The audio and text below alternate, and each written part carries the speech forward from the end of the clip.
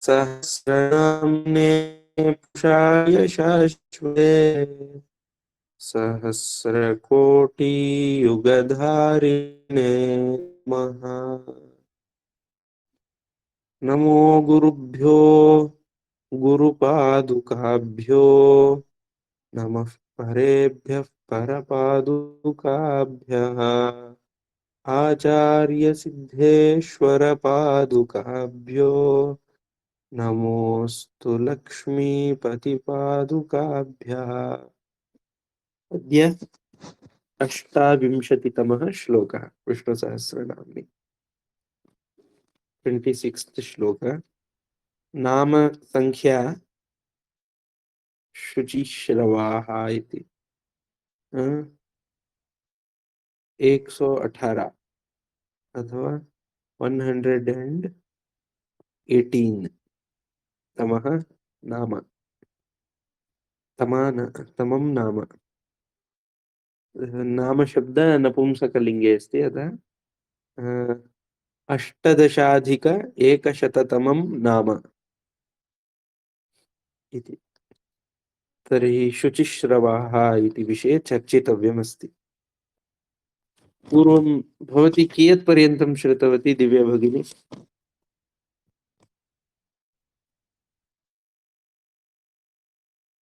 स्मरणे अस्ति वा? अहं स्यात्? रुद्रस्य श्रुतवती? विवरणं श्रुतवती। आम्, ओहो, सम्यक् ततः आसीत् वा परम् रुद्रस्य विषये? आमां नूतनं विषयम् अहं तु न चिन्तितवती रुद्रस्य अर्थं तत् भवति इति। हम्म, अहमपि तत्र एतदर्थं चिन्तयामि यत् मम मनसि अपि बहवः कामनाः भवन्ति। कामनाः अथवा अहं मम अनुभवं तत्र किञ्चित् चिन्तितवान्। यदा कामनाः भवन्ति तदा तु वयं परिणामस्य विषये न चिन्तयामः खलु, एफेक्ट् किं भवति तस्य। केवलं कामना अस्ति, सन्तोषः अस्ति इति प्रवृत्ताः भवामः। यदा परिणामः आगच्छति तदा ज्ञायते वो कामना अधिका न कर्तव्या इति खलु। तर्हि, अ, गावः सिलिण्डर् स्वीकृत्य किमपि करोति। अरे यार, यदि कमाल की है। अत्र पश्यतु, अस्माकं गृहे सिलिण्डर् ठीक कीजिए। अत्र सिलिण्डर् स्वीकृत्य युद्धं करोति एषः। केतकः इति तस्य गावः नाम। किं श्वेतकः वा? केतकः इति। ओहो, अ, भवतः गृहस्य गावः पार्श्वे अस्ति वा? नास्ति, एतत्तु गुरुकुलम् अस्ति खलु। गुरुकुलस्य हम्म।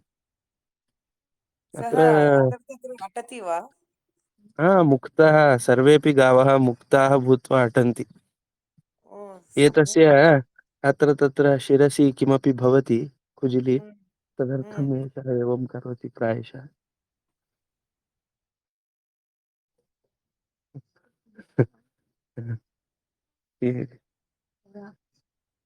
एवमस्ति चेतकः इति। सः सर्वदा किं करोति, तत्र वाहनानि सन्ति खलु, एतत् सैकल् वाहनं, पुनः तत् वाहनं स्कूटर् इत्यादि हम्म। पातयति। ओ किमर्थं पातयति? तस्य शिरसि किञ्चित् किमपि एवं कुजिति क्लेशः भवति। एवं कुर्मः चेत् आनन्दं प्राप्नोति सः। सः बहवः वृषभः अस्ति धूलिक वा? वृषभः अस्ति, महान् वृषभः। हा? किन्तु शान्तः अस्ति। आम्, कति सः वर्षाणि इति न जानामि, बहु वर्षाणि न जातानि, प्रायशः 5-6 वर्षाणि केवलं जातं वा इति। लघु अल्पायु अहं न वृषभः अस्ति। जानामि सम्यक्, गवां कति वर्षाणि आयुः भवति? किमपि न हम्म? जानामि। तत्र सम्यक् पश्यतु तस्य शिरः। भवतः परिसरं तु बहु सम्यक् अस्ति तत्र। किमस्ति? परिसरः परिसरं सम्यक्। बहु सम्यक् अस्ति। आम् आम् सत्यं सम्यक् अस्ति। आस्वादयितुं सम्यक् मनः भवति चेत् अत्र बहु सम्यक् अस्ति। आम्। हम्म, मनःशुद्धिः भवितव्यं। पुनः अत्र ध्यानार्थमपि बहु उत्तमस्थानमपि अस्ति। हम्म। आम् सत्यं। तदेव दृश्यते। ते इत्युक्ते ध्यानं कर्तुम् अत्र विविधवनानि कृतानि। अत्र मुख्यतया भवनानां निर्माणापेक्षया वनस्य वर्धनं कर्तव्यं। तरवः तरुः एव बहु ध्यानार्थं सहकुर्वन्ति। तेषां विना धर्मः न वर्धते, तरूणां विना। हम्म, तरवः तरोः विना हम्म, तत्र धर्मः न वर्धते। अतः तरूणां संरक्षणं कर्तव्यम् इति कृतम्। अत्र वृक्षाः समारोपिताः सन्ति हम्म, अत्र तत्र।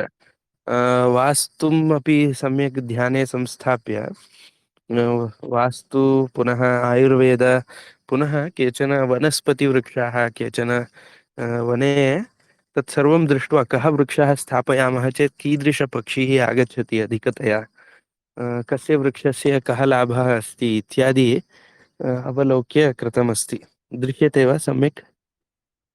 आमां स्पष्टमस्ति वा? मण्टपमपि दृश्यते अत्र तत्र। दिव्यसान्निध्यम् इति एतस्मै उच्यते, दिव्यसान्निध्यम् इति। अत्र हम्म, तत्र एका गुरुमाता अत्र उपविश्य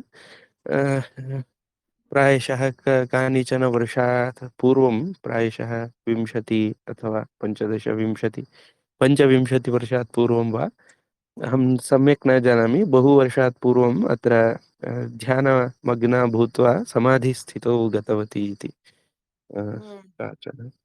तर्हि तत् तदर्थम् एतत् स्थानं दिव्यसान्निध्यम् इति उक्त्वा क्रियते। वृक्षः अपि बहु लघु आसीत्। हाँ? एतत् आम् स्थानं गुरुकुले बहु अस्ति वा? सम्यक् हाँ, सुन्दरम्। गुरुकुले अस्ति। पुनः अत्र तत्र उपविश्य ध्यानं कर्तुम् एवम् ओ, अस्ति। अतः पुनः बहु अधः अपि सम्यक्। एषा पञ्चवटी इति, अत्र पञ्चवटी इति, अत्रापि वृक्षाः सन्ति। वृष्टिकाले तु चलति, किन्तु घर्मकाले अत्र बहु धनव्ययः भवति। किमर्थं धनव्ययः इत्युक्ते सस्येभ्यः जलं न वा? दीयते चेत् सर्वेपि मरिष्यन्ति। आमाम्। हम्म। तदर्थमेव तत्र धनं तत्र सस्येभ्यः जलं स्थापयन्तु इति कूली प्रयच्छन्ति। ते सर्वदा सम्यक् स्थापयन्ति इति नास्ति। हम्म, तेभ्यः धनं मिलति, यावत् दृश्यते तावत् कुर्वन्ति इति कदाचित् भवति। पुनः प्रतिनित्यं ट्याङ्कर् द्वारा जलम् आनयन्ति। नित्यं 10 15 सहस्र अधिकरूप्यकाणि तथा भवन्ति तस्य, ओ केवलं जलं बहु निर्वहणं कर्तुम् एव। बृहत् स्थानमस्ति किल? अ? सर्वं सिञ्चनं करणीयम्। सर्वत्र सिञ्चनं करणीयं भवति। पुनः एतस्य सस्यानां मेण्टेनेन्स् इति यदस्ति तत्तु हम्म, बहु कष्टाय भवति। तत्र आचार्याः कदाचित् वदन्ति स्म, अहम् एतावत् बृहत् भूमौ यत् कुर्वन् अस्मि, केवलम् हम्म, अहम् एकम् एकर् यावत् धनम् आसीत् तत्र एकम् एकर् भूमि स्वीकृत्य तत्रैव हम्म, बृहत् भवनं निर्माय अधुना यद्यत् कार्यं चलति तत्सर्वं करोतुं शक्नोमि स्म इति। इत्युक्ते हम्म, केवलम् एकम् एकर् अस्ति भूमिः, हम्म, तन्मध्ये एव सर्वं कार्यं यथा गुरुकुलस्य निर्वहणम् अथवा यत् यत् अधुना प्रचलति कर्तुं शक्नोमि स्म। किन्तु हम्म, एतावत् किमर्थं स्वीकृतं, तत्र सस्यतरवः सन्ति चेदेव एतत् धर्मवृद्धिः भवति। आम्। सत्यं। तदर्थम् एतत् बहु अनिवार्यमस्ति इति हुँ। बहवः औषधवृक्षाः अत्र समारोपिताः। ओह! इदानीं वृष्टिः आरब्धं वा तत्र हम्म, अ? वृष्टिः मैसूरुनगरे? वृष्टिः तु भवति, अधुना भवति, किञ्चित् किञ्चित् भवति, प्रतिनित्यं किञ्चित् भवति। बहु उष्णकालः अत्र नास्ति। किञ्चित् आतपः अपि भवति ओह! सर्वापेक्षया। अ, किञ्चित् वृष्टिः भवति, तदर्थमेव आनन्दः। गावः अपि किञ्चित् ग्रीन्, तत्र हुँ, हरितवर्णस्य सस्यानि खादितुं शक्नोति। अधः तृणं खादितुं शक्नोति। गो गावः अपि तृणं खादन्ति यदि वृष्टिः भवति, नो चेत् तेभ्यः शुष्कं तृणं देयं भवति। आमां अथवा सत्यं। हरिततृणमपि आगच्छति, किन्तु पर्याप्तं न भवति। अ, हुँ, तत्र 30 गावः सन्ति, तर्हि सर्वेभ्यः अपि पोषणं कर्तव्यम्, अनारोग्यं भवति चेत् द्रष्टव्यम्। पुनः तत्र गावः यत्र चलन्ति तत्र धर्मवृद्धिः भवति इति अपि वदन्ति। अतः गवां सञ्चारः भवेदिति यदा अत्र भूमिः स्वीकृता, आदौ तथा कृतम् इति। गवां हुँ, सञ्चारः प्रथमतया कारितम्। अत्र हुँ, पुनः गावः यदि गवां बन्धनं भवति चेत्, सम्पूर्णं दिनं ते विहारं न कुर्वन्ति, केवलं तेषां बन्धनं भवति चेदपि तत्र हानिः भवति इति तद् कृत्वा। धर्मोऽपि नास्ति इति अहं अ? श्रुतवती। किम्? धर्म धर्मविरोधः अपि अस्ति इति अहं श्रुतवती। ओ, बन्धनं न करणीयम् इति। बन्धनं न करणीयम् इति। अ, अतः किन्तु वेदे। तस्य तेषां संरक्षणार्थं तु बन्धनं करणीयं भवति अधुना। हुँ, अ, हुँ। अ, नो चेत् तेभ्यः कथं चौर्यं संरक्षणीयम् इति नास्ति। चौर्यं अतः किं गच्छति। कुर्वन्ति? अ? गावस्य चौर्यं भवति वा? चौर्यं चौर्यं अपि भवति। पुनः गावः अपि कुत्र गन्तव्यम् इति न जानन्ति। अ, हा, अ, अथवा अन्येभ्यः यदि समस्यां, गवां कृते सभ्यतां तु न जानाति गावः। गावः सभ्यतां न जानन्ति।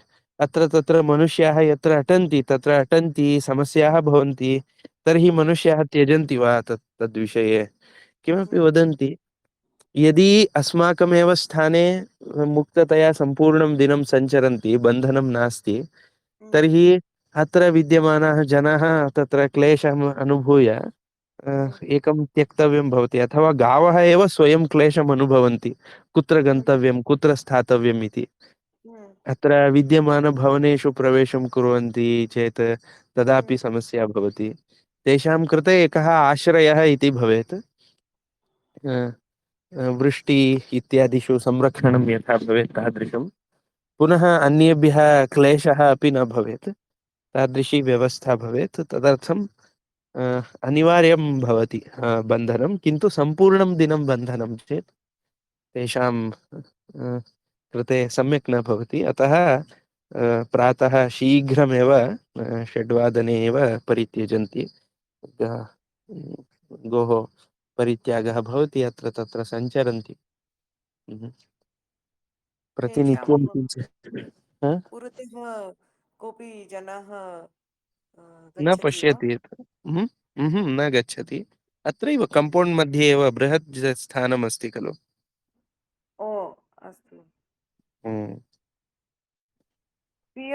स्वयं गावः स्वयं पुनः तेषां गोशाला निर्गच्छति हा, वा? गच्छन्ति। पठित्वा? गच्छन्ति, तत्र एका व्यवस्था अस्ति, एकः क्रमः अस्ति, तदनुगुणं गच्छन्ति।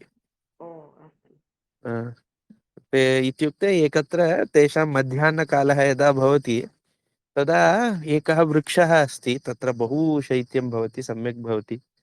तत्र सर्वेऽपि गावः गेट् समीपे प्रतीक्षां कुर्वन्ति, अधुना गेट् उद्घाटनं भवति, हुँ, हुँ। अस्माभिः गन्तव्यमस्ति इति। यदा ओह! उद्घाटनं भवति तदा शीघ्रमेव तत्र एवं व्यवस्था भवति। द्वौ जनाः अन्यं मार्गं बद्ध्वा तिष्ठन्ति। ते जानन्ति गावः प्रतिनित्यं गत्वा गत्वा अभ्यासः अस्ति। हम्म, शीघ्रं गोशालां प्रविशन्ति। गोशालां प्रविश्य तत्क्षणमेव किञ्चित् खादितुं दीयते। हम्म। तेषां स्थानं गत्वा खादन्ति। अनन्तरं सः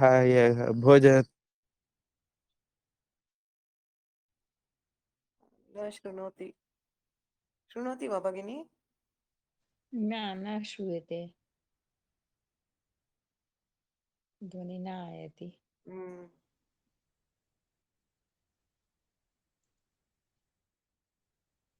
अन्तर्जालस्य समस्या इति मन्ये। आम्, न आगच्छेत् ध्वनिः इदानीम् आगतम्। आवश्यकम्। इदानीं सम्यक्। तदेव एवमेव सम्यक् चलति। कदाचित् मां क्रीडाम् अपि द्रष्टुम् आनन्दः भवति। अत्र गावः धावन्ति वेगेन। सम्यक् कियद् वेगेन धावन्ति इत्युक्ते मध्ये कोऽपि आगच्छति चेत् तस्य समस्या एव भवति इति भासते। हम्म, कदाचित् धावन्ति, कदाचित् कूर्दन्ति, कदाचित् परस्परं किमपि क्रीडन्ति। एवं तत्र गच्छन्ति दूरे। दृश्यते वा न वा? न किञ्चित् ब्लर् तत्र ब्लर् अस्ति। अस्पष्टमस्ति। ब्लर् ब्लर् ब्लर् अस्ति खलु। अस्पष्टमस्ति। आम्। अस्पष्टमस्ति। स्पष्टं नास्ति। आम्। हम्म। भवतु अत्र एकवारम् अत्रत्य वृक्षाणां विषये परिचयं प्राप्तव्यं भवेत्। एकैकस्यापि वृक्षस्य एकैकः लाभः अस्ति इति। अत्र अशोकवृक्षाः इति ये सन्ति, अशोकवृक्षस्य यथा तस्य नाम एव अशोक इति अस्ति खलु। शोकं नास्ति इति अशोक इति। तर्हि रामायणे अस्ति एवं वा अशोकवनं? अशोकवनम् इति अस्ति खलु। आम्, आम्, तथैव अत्रापि अस्ति अशोकवनम् इति। तस्य पुष्पमपि भवति अशोकपुष्पाणि इति। तस्य दर्शति। वृक्षस्य अधः यदि उपविशामः अथवा तदा सञ्चरामः, सञ्चारेण अथवा तत्र उपवेशनेन महान् लाभः भवति। तत्र शोकः समीपे अस्ति वा? नश्यति इत्यादि वदन्ति। अतः अशोकवृक्षः इति तस्य नाम अस्ति इति अ, मया श्रुतम् एवं। तर्हि अशोकवनम् इति अत्र अस्ति। बहवः अशोकवृक्षाः समारोपिताः सन्ति। पुनः पञ्चवटी इत्यत्र पञ्चवटवृक्षाः समारोपिताः। पञ्चवटी इत्युक्ते पञ्च भिन्नभिन्नपञ्चवृक्ष एवं वा? हा? पञ्चवटी इत्युक्ते पञ्च पञ्चवृक्ष एव, पञ्चवृक्षाणि एवं वा? हा पञ्चवटवृक्षाः इति। पञ्चवटवृक्षाः।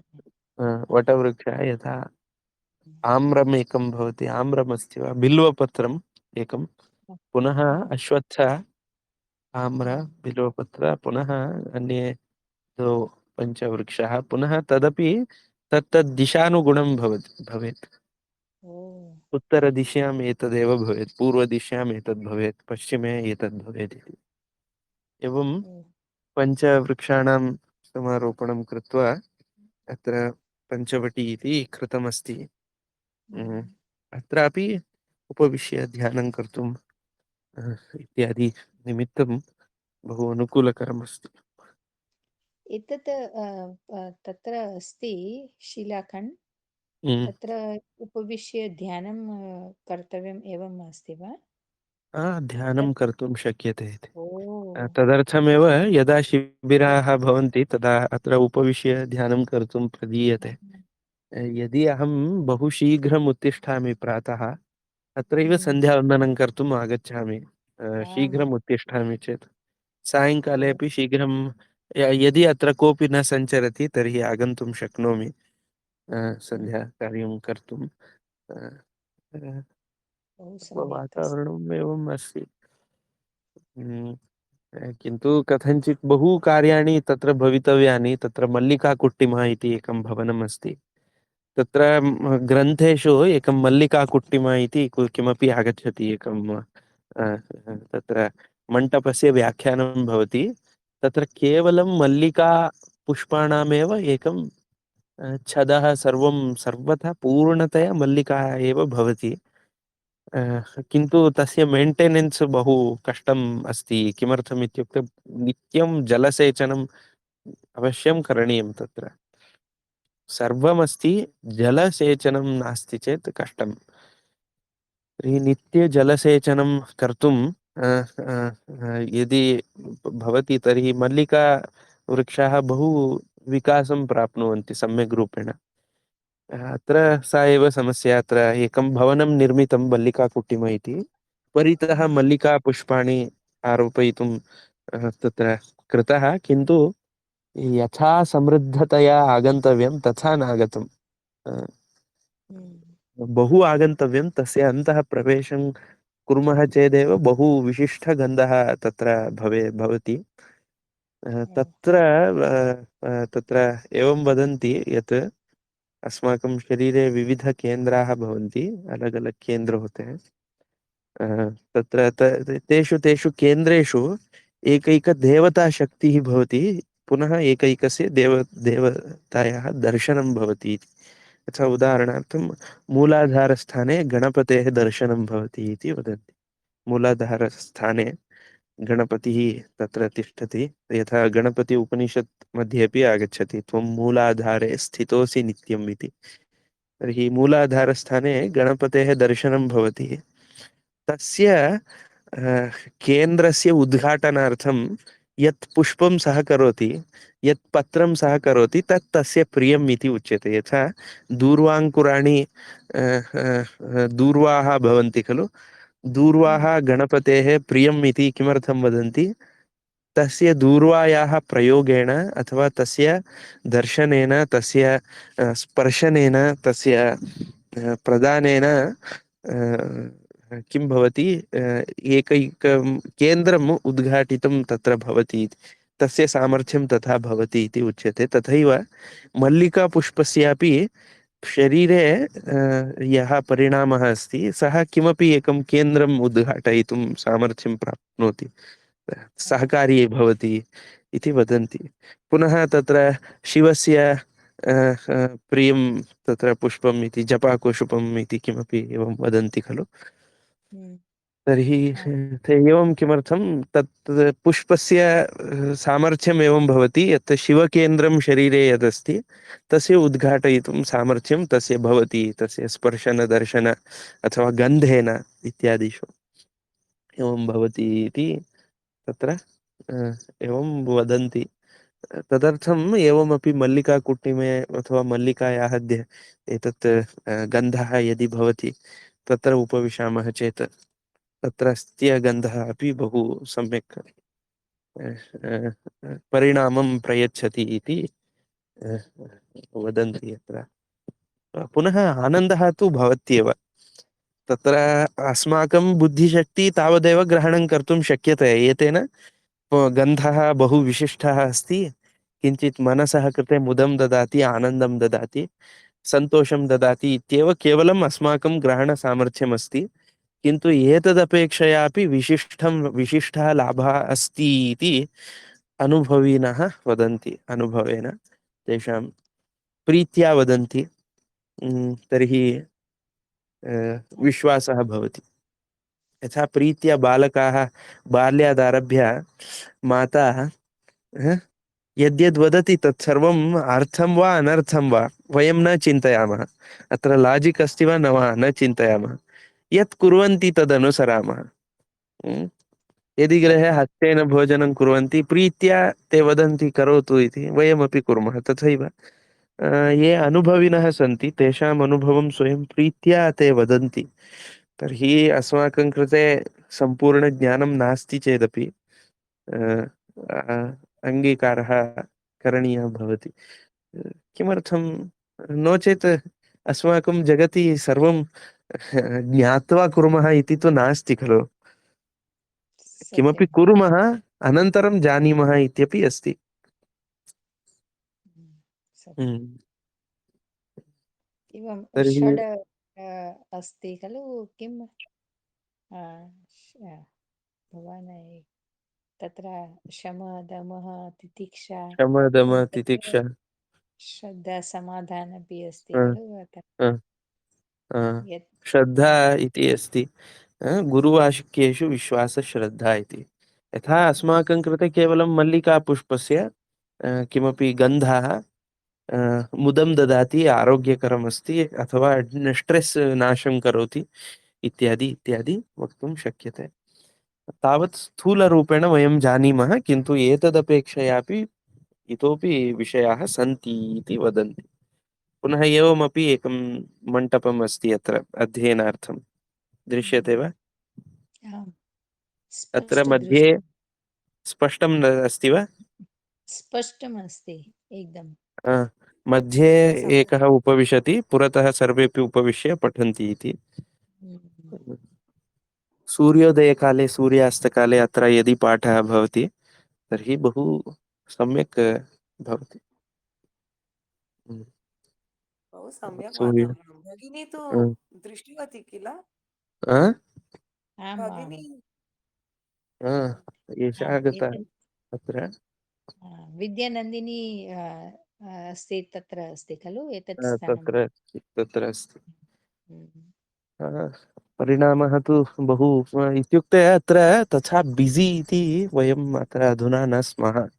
तथा व्यस्तता नास्ति अस्माकं गुरुकुले। किन्तु व्यस्तता नास्ति इत्युक्ते एवं न, पश्यन्ति चेत् बहिः पश्यन्ति चेत् जनाः न अटन्ति, बहु शान्तमस्ति, बहु कार्यं न भवति इति एवं भासते। तत्र कार्याणि यावन्ति भवितव्यानि तावन्ति न भवन्ति। कार्य जितना होना चाहिए उतना नहीं हो रहा है। किमर्थम् इत्युक्ते मैन् पवर् बहु न्यूनम् अस्ति, अल्पमस्ति।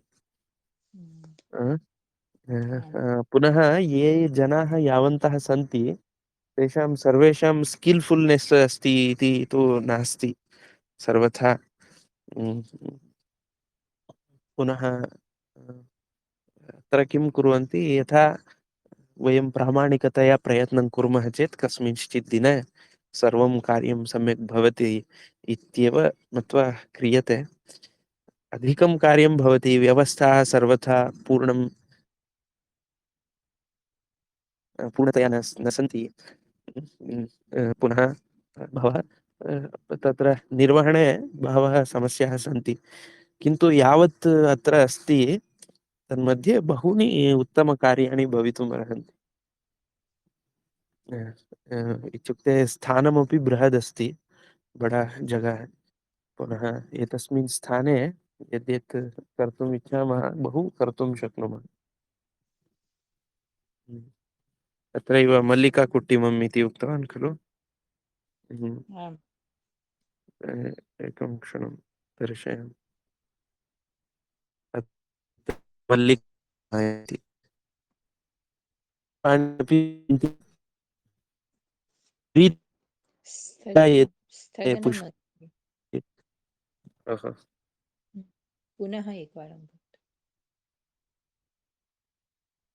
दृश्यते वा? आम् आम् आम् अत्र मल्लिकापुष्पाः सन्ति। मल्लिकाकुट्टिम इति परितः भवितव्यं सर्वत्र, किन्तु न जीवन्ति सर्वेपि पुष्पाणि। पुष्पाणि न दृश्यते केवलं तत्र सस्यमस्ति वा? सोपान् अत्र अस्ति खलु। सोपान् केवलं भगिनी दृश्यते वा न न दृश्यते दृश्यते। केवलं सोपान अस्ति खलु तत्र स्थगनम् अभवत् हम्म, वीडियो हम्म, अत्र अस्ति। न दृश्यते वा? चित्रं तु दृश्यते हम्म, सोपान् दृश्यते ओहो, भवतु, चिन्ता नास्ति। अधुना एवं पुष्पस्य एकं चित्रं प्रेषयतु पुष्पस्य मल्लिकापुष्पम् अहं न जानामि मल्लिकापुष्पम् इत्युक्ते किं वदन्ति, जास्मिन् वा? एकम् एकं किं जास्मिन् एव इति। दृश्यते वा अधुना? तगरी एतत् तु मम बहु फेवरेट् अस्ति अत्रापि तगरी विविध जाति पुष्पं भवति। तगरी एतद् तगरी एकजाति, एतस्य हम्म, जातिः किञ्चित् भिन्नमस्ति। अन्यजातिपुष्पमपि अस्ति अत्र। एतत् तु मम बहु सम्यक् बहु हम्म, फेवरेट् अस्ति अ, ए- लघु मल्लिकाकुसुम वयसि तस्य अहं बहु हारं अ, निर्माणं कृतवती वा? निर्माणं कृत्वा अ, बहु बहु अत्र तस्य कली अन्यजाति भवति खलु कली तस्य हारमपि बहु सम्यक् भवति किं भवति?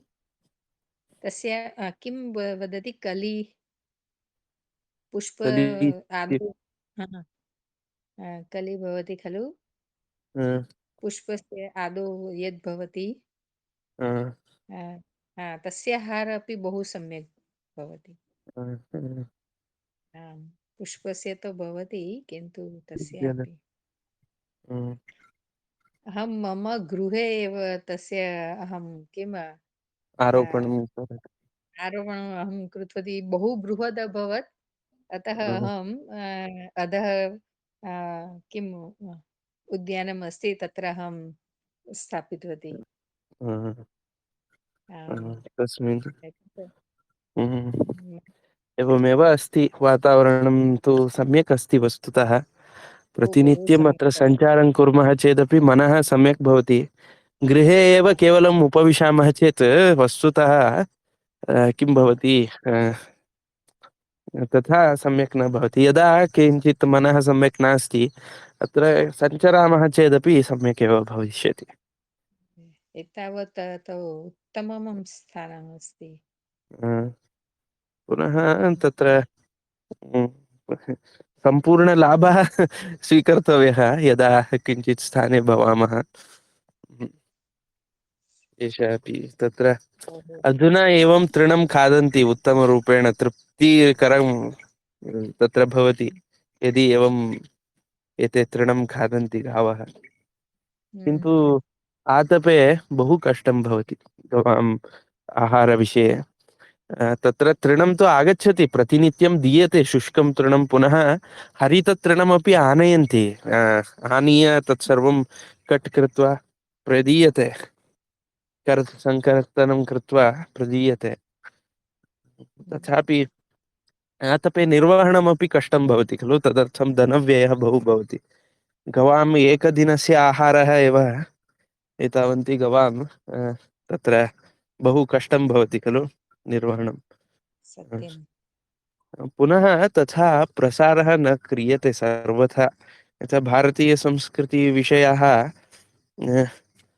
यत् स्थूलतया वयं यदि अप्लिकेशन् अप्लै कर्तुं प्रयासं कुर्मः, तर्हि समाजे मैण्ड् सेट् किञ्चित् भिन्नम् अस्ति। समाजस्य मैण्ड् सेट् भिन्नमस्ति। यदि अत्रत्य नियमान् प्रकाशयामः कदाचित्, सर्वेपि न अङ्गीकुर्वन्ति। किन्तु महाभारतं, रामायणं, भागवतं सर्वमपि सम्माननं कुर्वन्ति। अस्माकं ग्रन्थः, तस्य श्रेष्ठतां कथयन्ति, तस्य वर्णनं कुर्वन्ति। किन्तु तत्र तत्र विद्यमान कानिचन नियमानां प्रकाशनं कुर्मः, एवं भवितव्यमस्ति, तदा परिणामः सम्यक् भवति इति प्रकाशयामः साक्षात्, एकदा तत्र सर्वेषां स्वीकृतिः न भवति। यथा हम्म, तथा अभ्यासः जातः, पुनः मैण्ड् सेट् पुनः भिन्नमस्ति।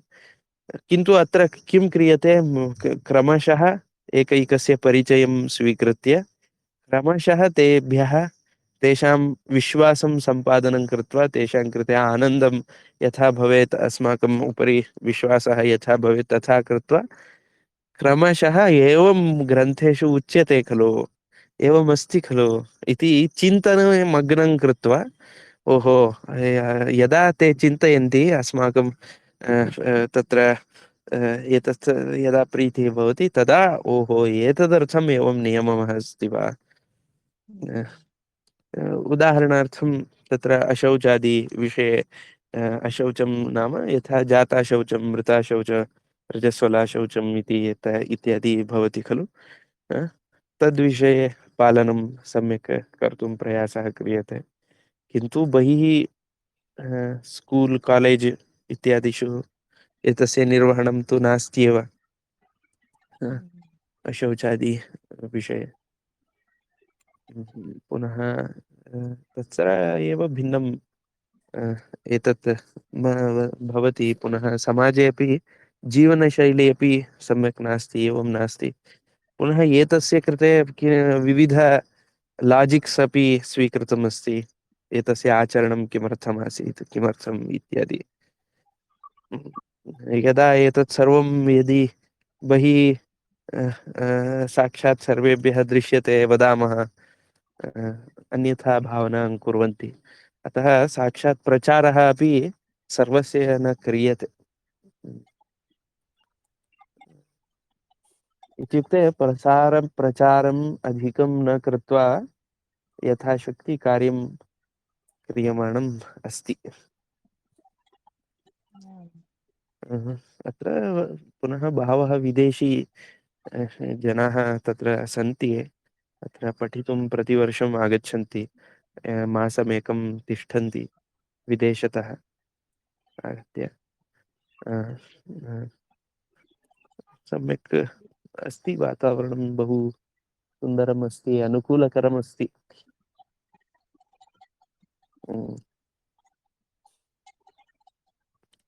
डिसेम्बर् मासे ते आगच्छन्ति। प्रायशः दसरा भवति खलु, तस्मिन् काले मैसूरु दसरा अपि द्रष्टुं शक्यते। पुनः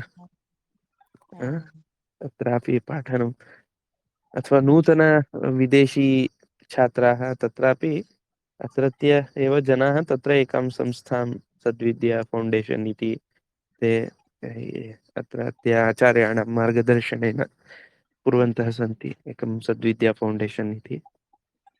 ततः ते तत्र जनाः आगच्छन्ति, आनयन्ति जनान्।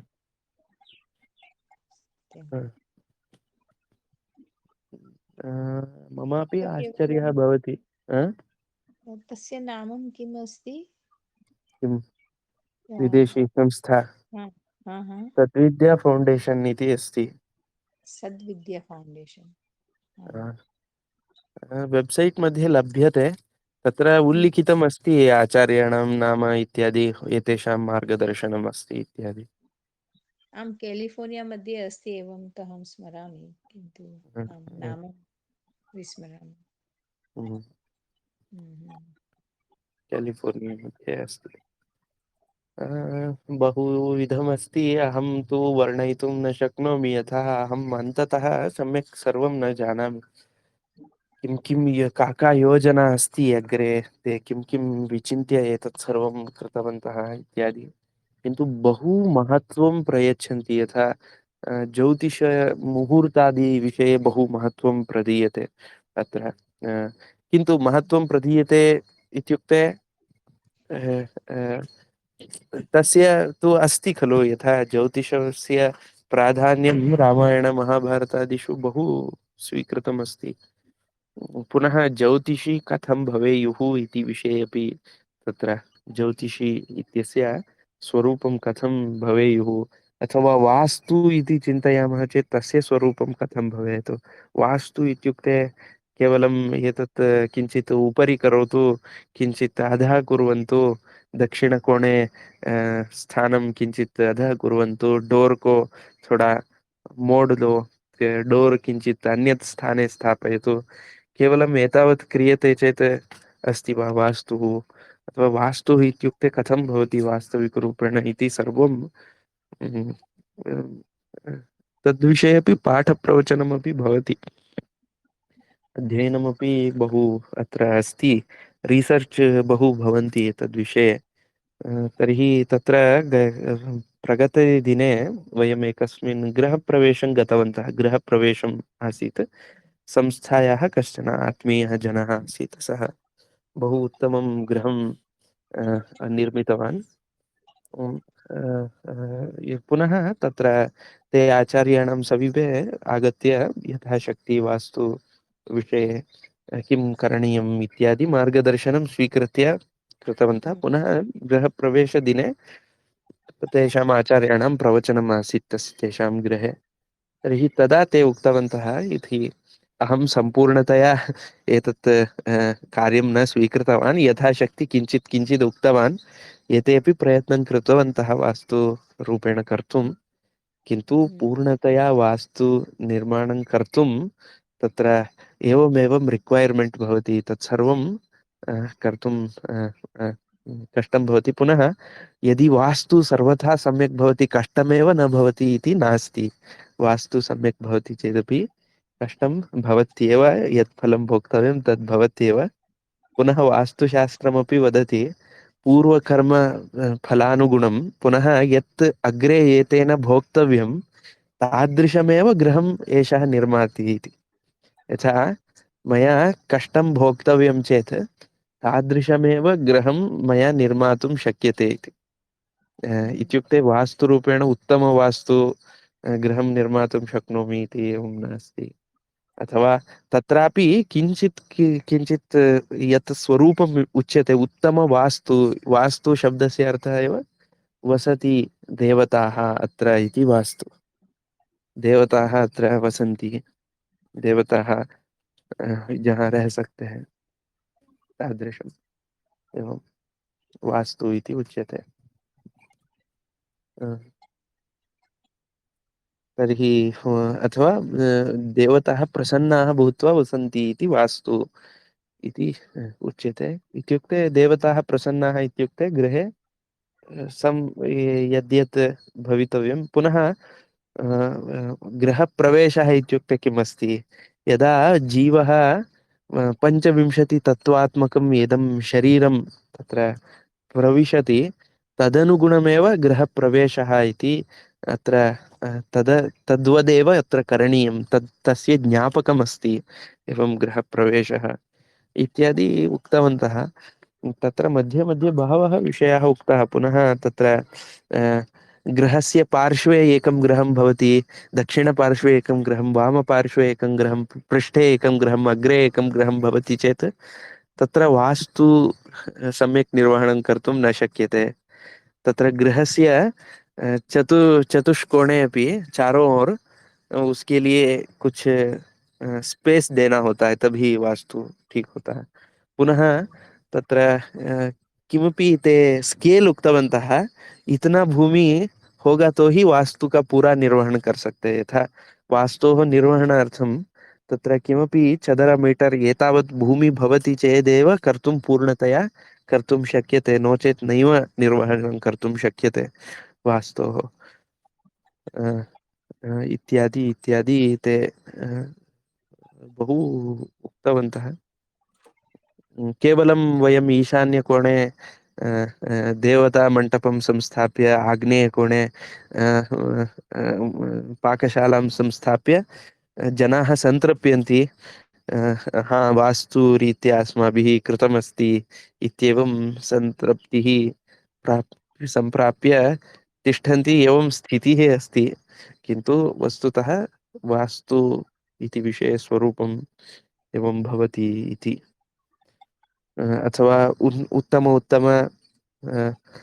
स्थानमस्ति, सर्वमस्ति, उत्तम भवननिर्माणम्, उत्तम एतत् दृश्यं फोटोस् इत्यादि गृहे संस्थापयामः, तेनापि सम्यक् भवति वा इति चेत् तथापि इत्युक्ते बहु धनव्ययं कृत्वा बहु उत्कृष्ट पदार्थान् स्वीकृत्य कृतं चेत् अपि तत् सम्यक् भवति इति न। मनसः कृते आनन्दप्रदं कथं भवेत् इति। पुनः एकः एव वृक्षः गृहस्य कृते यत् वुड् वर्क्स् अपेक्षते तदर्थम् एकस्य एव वृक्षस्य समीपं गत्वा केवलम् एकेनैव वृक्षेण सर्वं स्वीकर्तव्यम् इति नियमः भवति।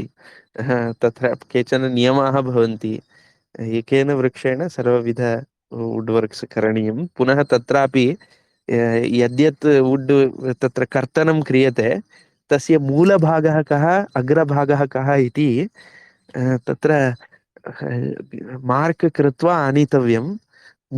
यदा उल्टा तस्य प्रयोगः न करणीयः। यदि अहं द्वारं निर्माणं करोमि गृहस्य कृते, यथा वृक्षस्य मूलभागः यः अस्ति, अग्रभागः यः अस्ति, तथैव अग्रभागः उपरि द्वारस्य भवेत्, मूलभागः अधः भवेत्। तथैव निर्माणं कर्तव्यं। यदि उल्टा भवति तर्हि अपि क्लेशः भवति इत्यादि। अस्माकं तु स्थूलबुद्ध्या किं कः क्लेशः, गृहस्य द्वारमेव भवति, उल्टा सीधा भवति चेत् कः समस्या इति अस्माकं बुद्धौ एवम् अस्ति। अतः पूर्णतया न ज्ञायते किमर्थम् एवं वदन्ति इत्यादि। किन्तु निर्वहणमपि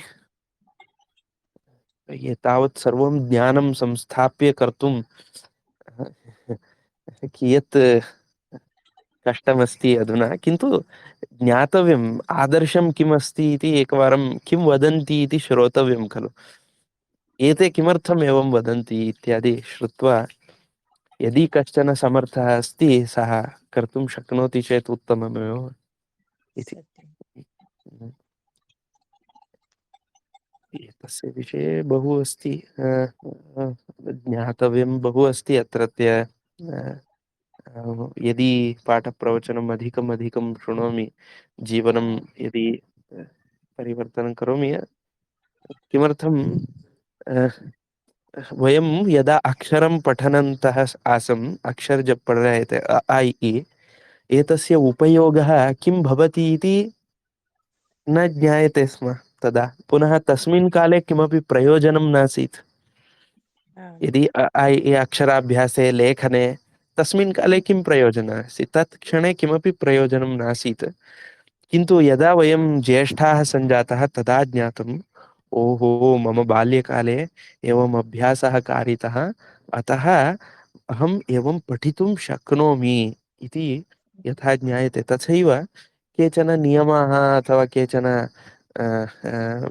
रीतिनीति समाजे ये सन्ति, अथवा समाजे नास्ति, अस्माकं धर्मे किमपि यत्किमपि अस्ति तत्र अनर्थम् इति भासयितुं तत्र अवकाशः अस्ति।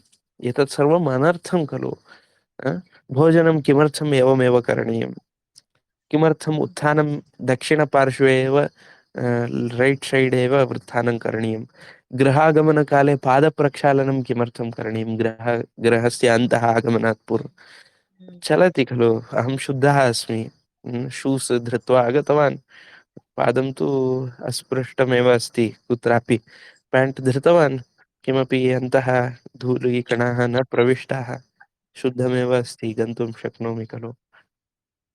अथवा शयनकाले एव एवमेव शयनं कर्तव्यम् इति किमर्थं नियमः? उपविश्य जलं पिबतु इति वदन्ति। उपविश्य एव जलं किमर्थं पानं कर्तव्यं? स्थित्वापि कर्तुं शक्यते खलु। उपविश्यैव भोजनं कर्तव्यम् इत्युक्ते किञ्चिदपि तथा न त्यक्तव्यम् इति कुर्वन्ति। एतत् सर्वं किमर्थमस्ति? पुनः किमपि कार्यं कर्तुं मुहूर्तमेव किमर्थं पश्यन्ति? अधुना क्रियते चेदपि अस्तु, एवमस्ति, तदेव लग्नं सुदिनं तदेव ताराबलं चन्द्रबलं तदेव। लक्ष्मीपतेः अङ्घ्रियुगं यदि स्मरणं भवति तर्हि मुहूर्तं तदेव इति अस्ति। तथापि एतत् मुहूर्तविषये किमर्थम् उच्यते? सर्वे तु स्मरणं तु न कर्तुं शक्नुवन्ति खलु। एतत् भगवत् स्मरणं तादृशरीत्या, यादृशरीत्या स्मरणं कर्तव्यं, भगवतः स्मरणं यथा भवेत् तथा तु न भवति। तदर्थं मुहूर्तम् इत्यादि किमर्थं पश्यन्ति? अ, तथा तद्विषये बलं किमर्थं दीयते मुहूर्तस्य विषये? एतस्मिन्नेव मुहूर्ते एतत् आरम्भं करोतु। अस्माकं कृते न ज्ञायते तदा कुर्मः यथा कथञ्चित्। किन्तु एतत् सर्वं पश्यतु इति किमर्थं वदन्ति? मुहूर्तस्य विषये भवतु, पुनः गमनकाले रात्रिकाले अत्र मा सञ्चरतु एकाकी भूत्वा। अ, एवं बहवः नियमाः भवन्ति। यात्रासमये अपि एतत् दिशां अ, प्रति शयनं मा करोतु। शयनं एवं यात्रा सर्वथा। यत्र अपि अ, हम्म। कस् पुनः कस्मिन् यात्रा दिने यात्रा कोऽपि यदि गृहात् बहिः गच्छन् अस्ति अथवा कुत्रापि बहिः गच्छन् अस्ति, तस्मै नमस्कारं मा करोतु, नमस्कारं कृत्वा मा प्रेषयतु इति वदन्ति। ओ एवं यदि नमस्क्रियते तर्हि तैः किञ्चित् कालम् उपविश्य गन्तव्यं भवति इति। ओ अ, एवं सर्वं किमर्थम् एतत् सर्वं क्रियते? एवं सर्वं नियमाः व्यर्थाः खलु इति अस्माकं मनसि किमपि न ज्ञायते खलु, अतः एवं भासते। सत्यं अक्षराणि अपि एवमेव भासन्ते स्म, किन्तु पठितवन्तः अक्षराणां अ, सत्यं अ, सत्यं पठनं कृतं, तर्हि अग्रे तस्य लाभः कः इति क्रमशः ज्ञातः। अक्षराणां पठनेन कः लाभः इति। बहवः लाभाः सन्ति, तद्विना जीवनं नास्ति इति अनन्तरं ज्ञातं, पूर्वं न ज्ञातमासीत्। सत्यं तथैव एतत् सर्वं ते प्रीत्या वदन्ति, अनुभविनः सन्ति, तेषां विषये गौरवमस्ति। पुनः महाभारतं, रामायणं तत्तु यदा पठामः तदा बहु अमूल्यविषयान् वदन्ति। पुनः भासते अस्माकं जनाः, अस्माकं कृते लिखितमस्ति एतत्। हमारे लिए ही ये कह रहे हैं। अ? हम्म, हम्म, किमर्थम् अस्माकं कृते उक्तम् इत्युक्ते अस्मभ्यं तत्र लाभः किं, केन मम सन्तोषः भवति इति रामायणं जानाति। अतः एव रामायणं पठित्वा मम आनन्दः भवति। रामायण पढ़कर मेरा आनंद होता है। तर्हि रामायणं मम विषये जानाति, मम कुतः आनन्दः भवति इति। अ?